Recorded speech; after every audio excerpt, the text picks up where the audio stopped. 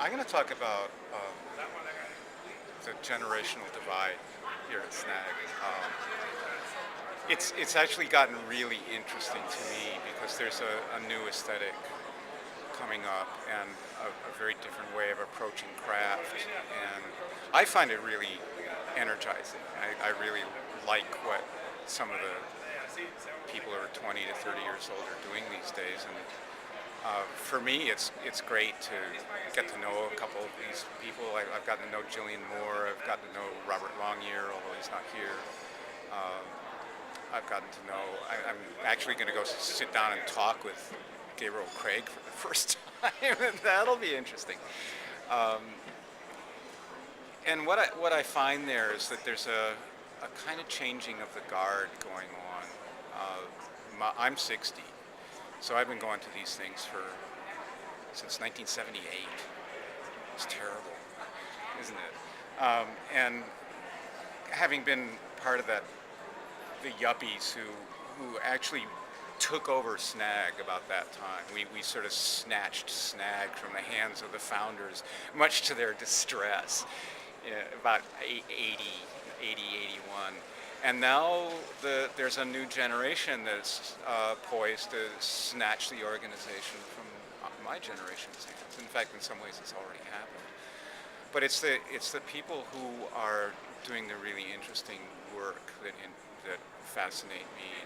And what they're doing is, having come up through digital technologies, they always have a position relative to that. It's either a protest or a view that the digital is a tool to be exploited among many tools. And on top of that, the aesthetic sensibility is usually some interesting combination of ironic and sincere. My generation started out sincere and then went to irony really, really heavy. In the 80s, it was impossible to be sincere. But now it's really interesting. I hear people talking about sincerity mattering a lot to them. And that, I think, is great. I really love to hear people saying that. So when Gabriel talked yesterday about the moral imperative in craft, I'm really glad to hear somebody who's in their 20s or 30s picking up that topic, because it puts craft kind of back where it started from, which was a principled response to the wider world. So these kids get it, and they all get it, totally. And on top of that, their aesthetic frame of view is about hybridization and layering and combinations and multiple technologies. They don't respect boundaries. They have no use for categories.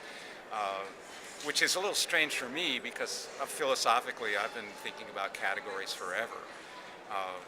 And so they're kind of upsetting my apple cart too, the way that they're approaching things aesthetically. But I think that's really good. I think the field needs to have a period of renewal, and it needs to have people come in and sort of throw all the old truths out the door and usurp authority from my generation and basically put us out to pasture where we can be sort of picturesque fixtures, sitting in chairs, carrying on,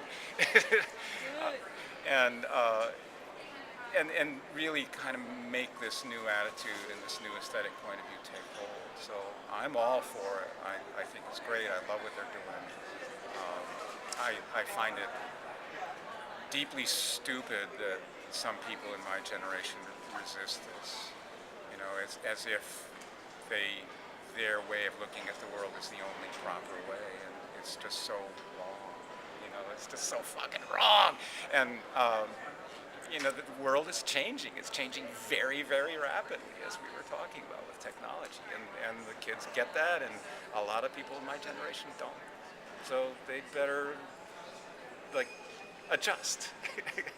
They better get used to it. And if they don't, there's going to be a lot of miserable old gray hair people, which is fine.